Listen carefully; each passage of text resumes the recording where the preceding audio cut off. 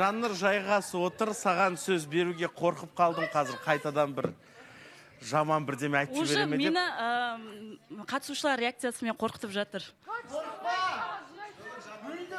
Нақты бір жамандық келді дейсің ғой. Жоқ, енді қандай адам болса да жақсылығымен келсін деп тілеймін. Жаннұр. Танысайықшы сіз. Нұрсұлтан, Тараз қаласынан. Керемет. Қошемет қояйық. Үміткер келді, көптен күткен үміткер. Иә, 2 ай болды ғой маған үмітке келмегеніне қатты қуанып тұрмын, бірақ жаңағы ішім жаманшылықты сезіп тұр деген нәрселерім мүлдем ұят болды енді, шыны керек.